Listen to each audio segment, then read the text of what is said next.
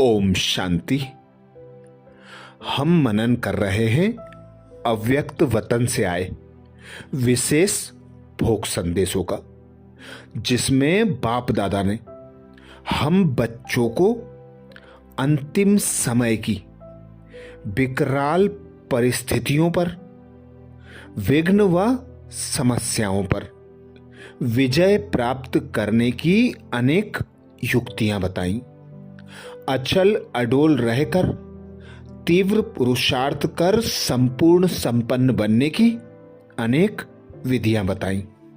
तो आज मनन करेंगे अव्यक्त वतन से आए दो विशेष भोग संदेशों का, जिसमें संदेशी जी कहती, आज के दिन चारों ओर से देश और विदेश के सभी, आज के दिन चारों ओर से देश और विदेश से सभी विशेष आत्माएं इस फाउंडेशन सेरेमनी के लिए आए हैं। उद्घाटन तो आप सबने किया, लेकिन बाबा ने भी आज वतन में आप सभी का बहुत बहुत विचित्र रूप से स्वागत किया, जो अभी तक हुआ नहीं है। जैसे ही हम वतन में पहुंची तो दूर से ही बाबा तो मुझे नहीं दिखाई दिया, लेकिन एक बहुत वायुमंडल का वंडरफुल सीन हमारे सामने आई। थोड़ा हम आगे बढ़े तो बहुत विचित्र सहनाई सुनने में आई, और उस सहनाई के बीच में प्रकृति के यह पांचों तत्व बहुत सुंदर रूप से स्वागत कर रहे थे। आप कहेंगे प्रकृति कैसे स्वागत करेगी? वह भी एक वंडरफुल सीन थी। आज की यह सारी सभा वतन में इमर्ज थी।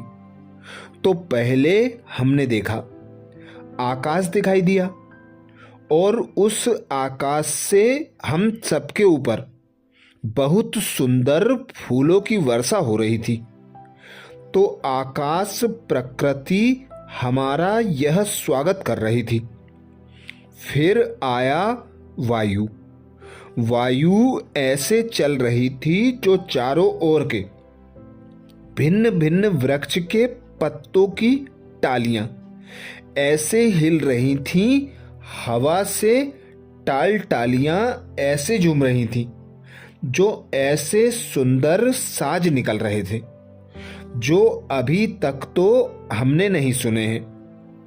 तो भिन्न भिन्न साजों से वायु हमारा स्वागत कर रही थी। और तीसरा नंबर अग्नि ने स्वागत किया। अग्नि तो वैसे जलाने का काम करती है, लेकिन क्या देखा कि एक सेकंड में अनेक प्रकार की मीठी मीठी चीजें, नमकीन चीजें, भोजन की चीजों के थाल हम सबके सामने ऐसे घूम रहे थे जैसे चक्कर होता है ना। ऐसे अग्नि ने हम सबका भोजन से स्वागत किया। फिर जल ने स्वागत किया।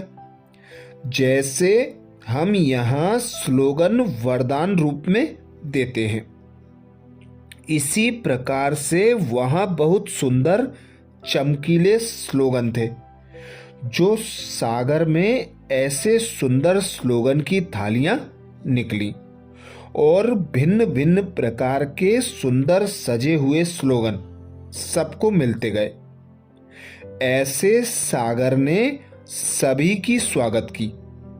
उसके बाद पृथ्वी जैसे हम सबका आह्वान कर रही थी, आइए फरिश्ते पधारिए, स्वागत है स्वागत है। तो यह 5 प्रकार से प्रकृति ने हम सबका स्वागत किया। ऐसे स्वागत कराते सभी आगे चलते गए। फिर बाबा सामने दिखाई दिया। वह सीन भी बड़ी न्यारी थी। हमने देखा कि बाबा ने इन दो दादियों, दादी जी और दादी जानकी जी को इमर्ज किया। इन दादियों के हाथ में बहुत सुंदर मणियाँ थी। ऐसी मणियाँ पहले हमने नहीं देखी हैं। बहुत सुंदर मणियों के हार इन दोनों दादियों के हाथ में थे और उस एक एक मणि में हम सब बच्चों की याद प्यार समाई हुई थी। दोनों दादियों ने हम सबका याद प्यार की माला बाबा को पहनाई। दोनों दादियों ने हम सबके याद प्यार की माला बाबा को पहनाई। माला पहनाने के बाद यह दोनों ही दादियां बाबा के दोनों तरफ ऐसे खड़ी हो गई जो इनका शरीर नहीं दिखाई दे रहा था, सिर्फ फेस दिखाई दे रहे थे। बीच में ब्रह्मा बाबा का और दोनों तरफ दोनों दादियों का वह 3 फेस ऐसे लगे जैसे त्रिमूर्ति ब्रह्मा गाया हुआ है। तो सभी बच्चों को बाबा ने कहा, देखो यह त्रिमूर्ति ब्रह्मा है। तो यह त्रिमूर्ति ब्रह्मा के रूप में बहुत सुंदर सीन दिखाई दे रही थी। यह सीन आप भी अपने सामने इमर्ज करो। उसके बाद बाबा ने सभी प्रांतों व देशों से आए हुए भाई बहनों को इमर्ज किया और उनको खास ऐसे वरदान का हाथ देकर कहा, बच्चे बहुत अच्छा किया जो आप सभी इस रूहानी खेत में रूहानी वाइब्रेशन का बीज डालने के लिए आए। यह भी रूहानी वाइब्रेशन की सीड सेरेमनी हो गई। तो बाबा ने कहा, देखो मुख्य सब सेंटर्स की टीचर्स और मुख्य भाई सब इकट्ठे हुए हैं। प्रबंध भी थोड़ा नीचे ऊपर मिला है, फिर भी सब पहुंच गए हैं। तो बाबा ने कहा, भले कुछ भी है लेकिन मैं यह देख रहा हूं। दादी ने बुलावा किया कि दिल्ली हमारी राजधानी है, आप सब पहुंच जाओ। और सभी देशों से यहाँ वहाँ से पहुंच गए हैं। इसकी मुबारक हो। यह संगठन की शक्ति क्या नहीं कर सकती है। संगठन के शक्ति की कमाल तो जानते ही हो। ऐसे कहते बाबा ने दिल्ली वालों को भी खास याद दी और कहा, दिल्ली वालों की भी कमाल है। दिल्ली तो बाबा की दिल है। देखो वैसे तो शिव बाबा को गिफ्ट दी जाती है, लेकिन बाबा ने दिल्ली वालों को गिफ्ट दी है। तो कमाल है दिल्ली वालों की भी, जो बाबा ने दिल्ली को सौगात दी है। जन्म जन्म तो भगवान को सौगात दी, लेकिन इस बारी भगवान ने आप सबको सेवा के लिए यह सौगात दी है। तो एक एक बच्चे को कहना कि बाबा ने आप सबका नाम लेकर विशेष याद दी है।